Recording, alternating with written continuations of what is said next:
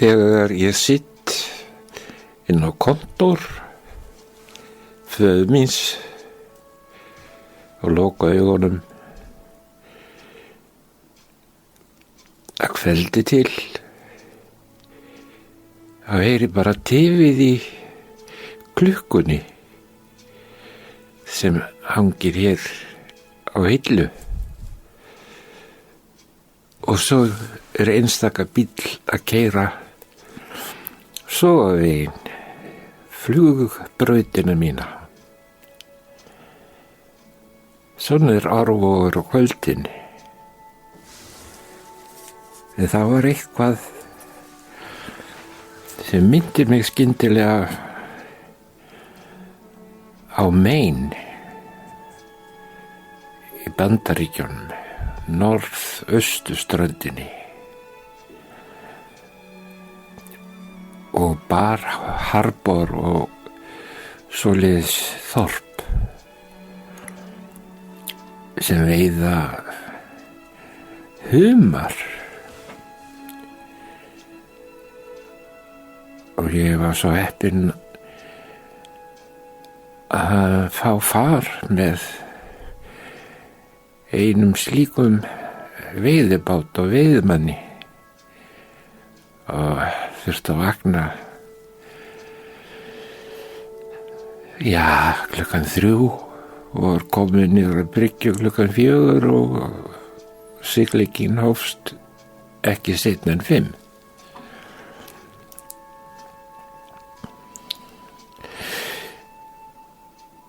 En það var nú ekki ástæða fyrir því að ég fór til Maine.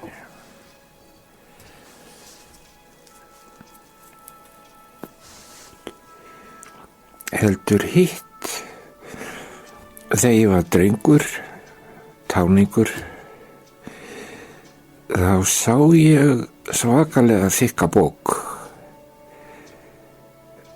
í safni sem hét USIS, sem þýðir United States Information Service,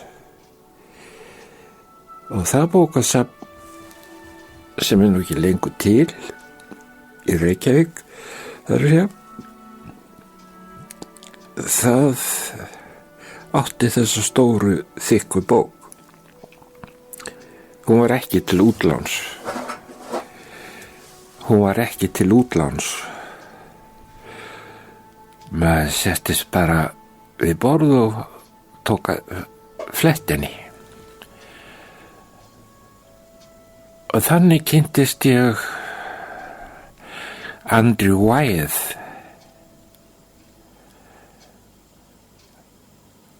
sem átti einmitt heima í Maine, að ég held, og ég staldraði oft við sömu myndina. Hún heimsfræg, allavega við mínum huga, og heitir Christina's World, eða heimur Kristínar. Og hún átti heima í litlu koti upp á hæð, og Andrew, skulum bara kalla hann Andrew Wyeth, Andrew hafði mikla þörf fyrir það að mála myndir af Kristínu.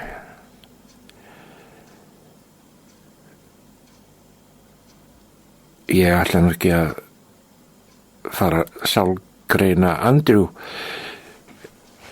eða voru eitthvað tengsl þar á milli sem ég kæri mig ekkert endilega að vita hver voru. En myndirnar sem að nála af henni eru hreint stórkostlegar, og reyndar af þessu litla koti hennar. Allan sólarhringinn og 18 ársins hring var hann að mála þetta kot. Stundum var Kristína með, stundum ekki. Og oft næsta nágrinni svo girðingar og hlið og skógurinn, vegurinn, strompurinn, gluggarnir. Og gluggatjöldin alveg sérstaklega. Gluggarnir voru stundum opnir og þá tóku gluggatjöldin að fljúga í rýminu. Og Andrew einhvern veginn náði þessari feikilega spennandi, dulúðarfullu stemningu.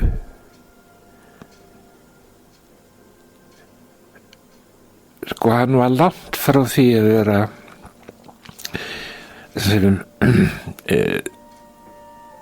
vera abstrakt málari. Hann var hreinn og klár natúralisti,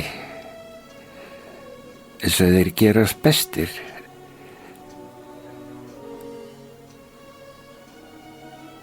En samt einhver áferð á öllu sem hann snerti,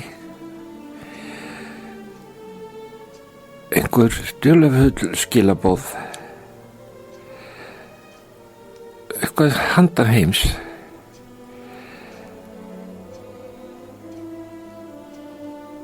Eitthvað svoleiðis sem einkenndi öll hans natúralísku verk.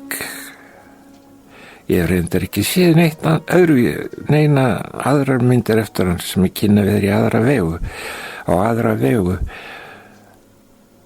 Svo ég veit ekki raunverulega hvort þetta rétt hjá mér, en ég bara allavega bókin sem ég sá á ÖSIS, upplýsingaþjónustu Bandaríkjanna, bókasafninu og Hótelsögu.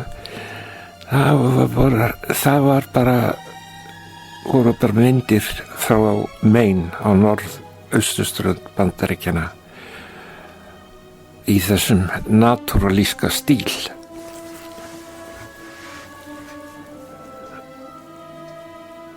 Það að ég skulle vera að tala hann, Andrew,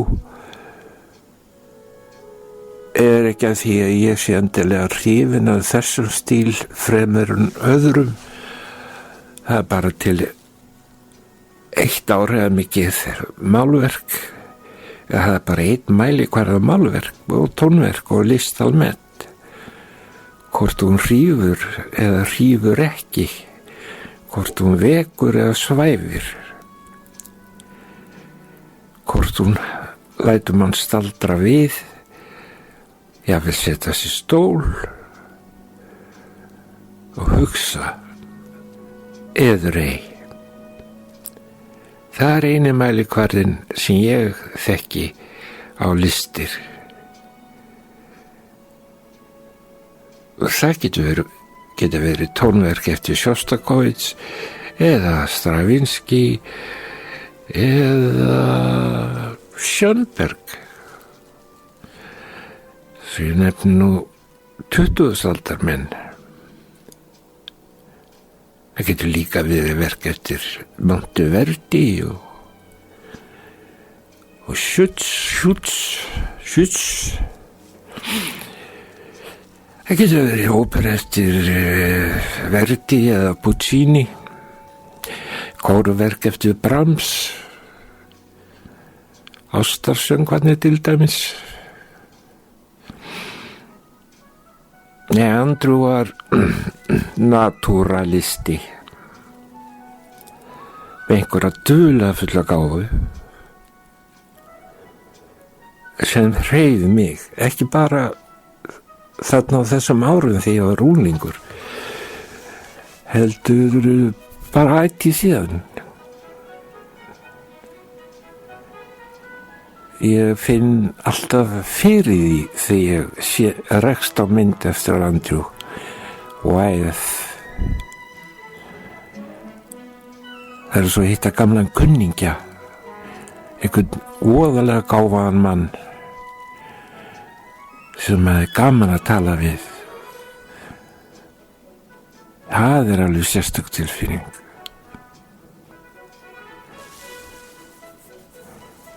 Jú, ég var þarna á norðausturströndinni, ekki til þess að fara að veiða humar eða taka ljósmyndir sem ég gerði alveg stöðugt. Ég var alltaf með Canon myndavélina nördtaka sem að dóttir mín hefur nú hjá sér. Ég reyndi að ég spurði hann daginn, hvar er Canon myndavélin mín? Hún er hjá mér, þú gafst mér. Nú, var það? Og svo bætti hún við og hún hefur komið alveg sérstökum nótum, eitthvað í þá veru. Já, hún góð myndavél, bæði automatísk og manual. Og með ljósop, stærsta ljós var 1,8 ef ég man rétt. Og minnsta ljósop 22 ef ég man rétt. En ég held að hann ekki að fara að tala um myndavélina, en hún var þarna með mér í för. Og ég var í alveg sérstökum erindgjörðum þarna. Ég sé þegar ég er að aka hérna einhvers staðar inn í landinu, eitthvað safn, eitthvað svona minjasafn. Þau eru nú til allt Ísland sem betur fer.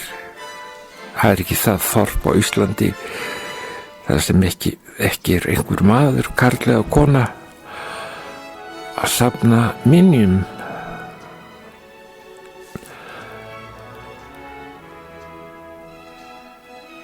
Og það er gaman að koma inn á slík safn, hvar sem er.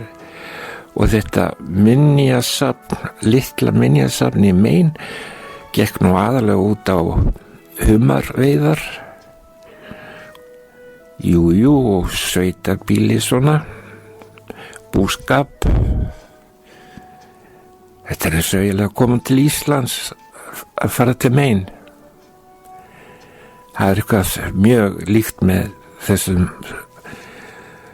tveimur löndum, Maine og Íslandi. Enda leið mér vel þar. Hitti ég þá ekki safnvörðinn, sem var gamall veiðmaður á besta aldri. Og ég segi við hann, ég er að leita að kotinu hennar Kristínar. Nú, og hvað hét hún að eftirnafni? Ég bara hef ekki hugmynd það. Bara aldrei spurt sjálf með því eða aðtóða það. Já, þetta er nú svolítið vandamál, sagði hann.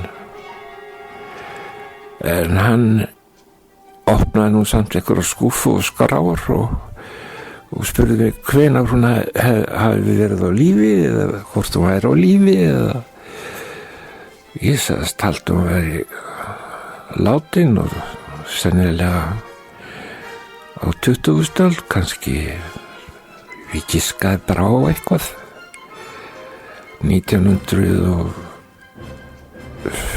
segi, 60, 70 eitthvað svoleiðis. Jú, hann fann eitthvað kort, það sem stóð Kristína og eitthvað eftirnafn sem ég lagði nú ekki að minni, svo kjánalegt sem það nú er, og segir þetta mun vera þessi bær eða þessi kona sem ég fann hér, hún Hún átti heima á tilteknu bæ og ég skal sýna þér hérna leiðina á vegakortinu. En síðasta spölin verður þú bara að finna sjálfur því að heimreiðina, því ég efast að það sé nokkur heimreið þar lengur. Svo þú verður að horfa í allar áttir til að við missi ekki heimreiðinni. Ég þakkaði kærlega fyrir mig og fór að keyra upp í sveit, reyndi að fylgja leiðbeiningu þessa manns eftir bestu getu.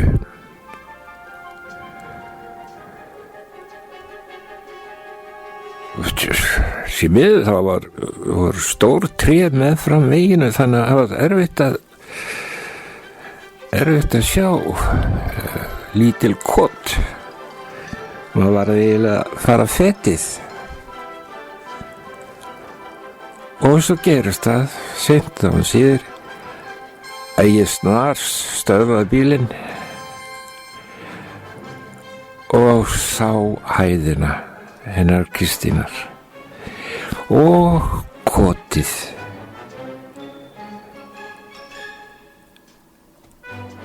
Ég hugsaði með sjálfum mér, getur verið að þetta litla kot sé ekki eins og merkt hérna við veginn. Þetta er heimsfræg mynd, svo máluð á kotinu og Kristínu. Nema ég begi til hægri, man það, og keyri fram hjá eða eiginlega klíf grasið.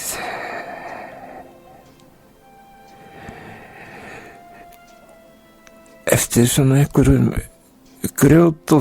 fremur grjótóttum vegi,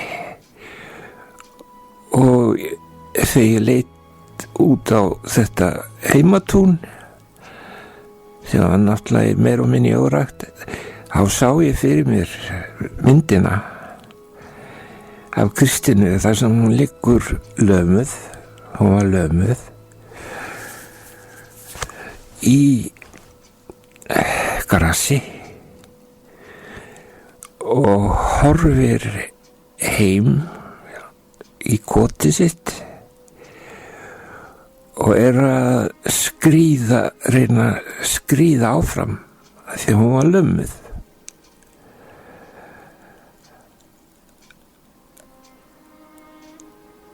Ef ég man rétt þá var hún í einhverjum svona bleiktónuðum kjól, svona sveitakjól skulum við segja. Og þá fór ég að hugsa ennþá meira Kristínu, ekki þarna þegar ég ók heimreiðina, heldur núna þegar ég er að segja frá þessu. Var hún ekki blind? Var hún ekki blind og lömuð? Já. Nú þarf ég að fara að athuga það. Mér finnst allt í einu svona að vera blind líka. Og Andró, vinu minn, hann málar mynd þar sem að Kristína er í forgrunni að klóra sig áfram í átt að kotinu sínu og kotið stendur upp á hæðinni. Og í raun og veru ekkert að gerast í myndinni annað en þetta got og þessi átakanlegu tilburðir Kristínar að klóra sig áfram í grassinu. Ekkert yfirdrifið við það. Hún gæti þess að hafa verið sólbæð þarna. eða bara verið að hvíla sig. En nei, hún var í göngutúr eða þannig. Og skrítið hvernig svona myndi getur greypt sig í hugamanns.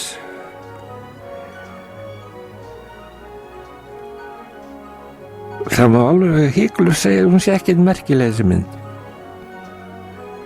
Það ekkert merkilegt við hana nema þetta sem ég var að segja. Maður finnur fyrir einmanaleika Kristínar og lífsbaráttu hennar. Það nú það.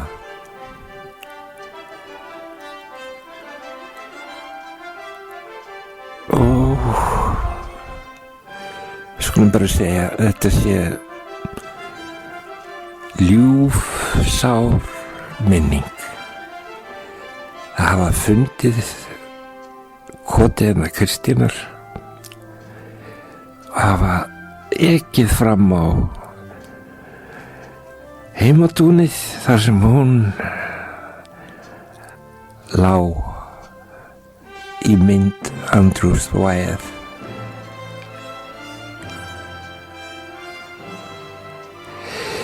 Og svo sterk þessi mynd í huga mér að jafnvel þótt ég hafi komist allarleið heima að kotinu sem ég þekkti orðið út á inn að því að Andrew málaði kotið bara frá öllum hugsanlegum sjónarhornum, skorsteinin og útihurðin og gluggan og allt þetta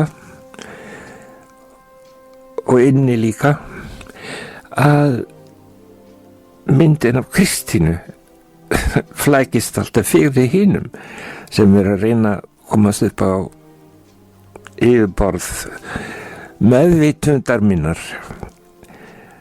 Ég kemst eiginlega ekki inn í húsið í huganum að því að Kristína í túninu heima flækist alltaf fyrir hinum myndunum. En þær eru haldna nákvæmlega sömu áhrifum. Það eitthvað sem dregur mann þarna inn í þetta hús. Og það er náttúrulega að sjálfsögðu bæði Kristína sjálf, því að hún er svo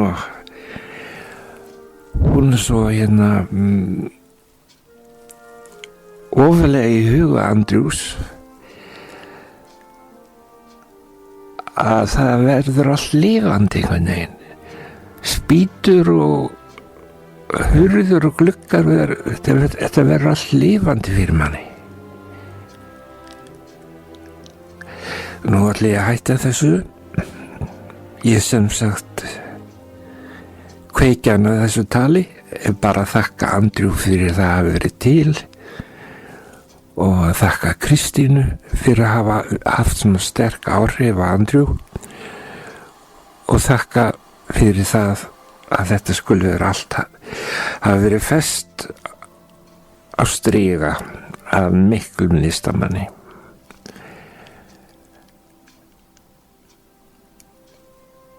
Það sem mér finnst sem var athugavert svona í niðurlaginu er það að einhver hlýtur að eiga þetta kot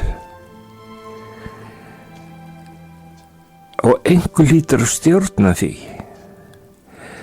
að það er ekki eitthvað Pepsi-Cola merki við heimreiðina sem segir hér bjó Kristína og hér málaði Andrew Wyeth eða eitthvað svoleiðis bla bla og svo fyrir neðan hótel eða mótel þetta eða hitt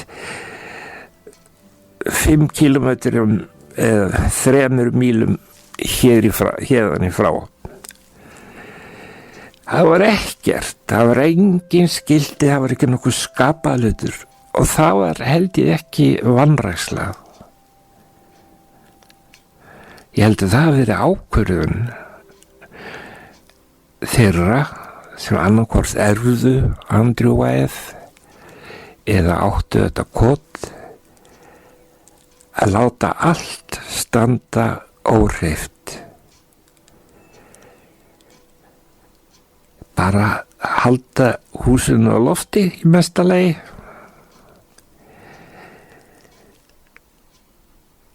Ekki gera við neitt nema að væri hruni komið. Á þess vegna sem að þetta var svo stórkostleg uppgötvun að finna hús Kristínar og heimsækja Andrew í Maine, USA.